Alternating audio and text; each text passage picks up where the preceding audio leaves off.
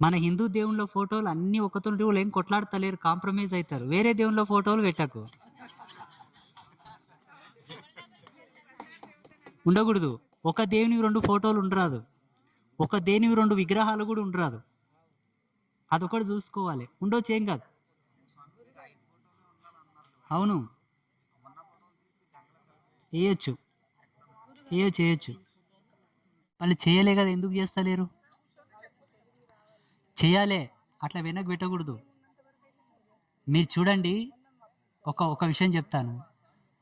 బీరప్పకు బండారు వేసుకోవడం, ఎల్లమ్మ తల్లికి బండారు వేసుకోవడం, మల్లన్న స్వామికి బండారు వేసుకోవడం అన్నది నిజం చెప్తే, వాస్తవం చెప్తే, దాని యొక్క మహత్యం చెప్తే ఎంత గొప్పగా ఉంటుందంటే ఒక్కసారన్నా పసుపు వేసుకొని చచ్చిపోదాం అనిపిస్తుంది. మరి ఎందుకు పక్కకెట్టిరు? తోలుకొచ్చినావు నీ కొడుకులని? తోలుకొచ్చినావా? ఒకసారి తోలుకరా, తోలుకొస్తే నేను చెప్తా వాళ్ళకు. రానంటారా?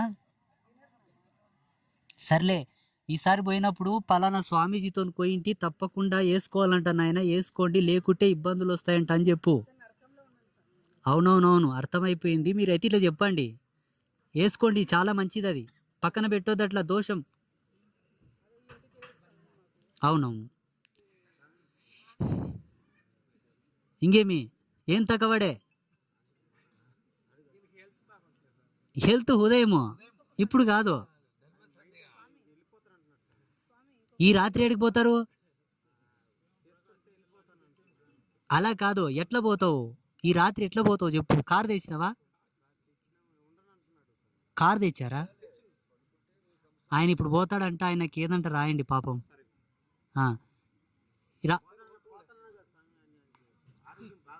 బాగా అవుతాడులే, బాగా అవుతాడు.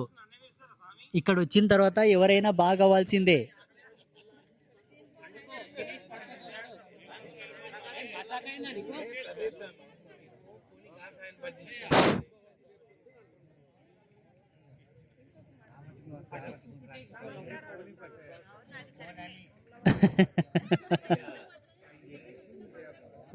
అందరు వెళ్ళి భోంచేసి పడుకోండి మంచిగా ప్రశాంతంగా.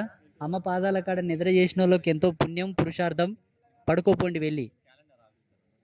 ఉదయం ఇప్పుడేం లేదు, ఈ రాత్రిపూట దయలు తిరిగేటప్పుడు ఆవిష్కరణ చేస్తారా? ఉదయమే, ఉదయం లేచి అందరూ అమ్మ పూజ చేసుకున్న తర్వాత లైన్లో నిలబడండి. చాలామంది దొంగ శాస్త్రాలు చేస్తారు, ముందుకు వచ్చి లైన్ నిలబడతారు.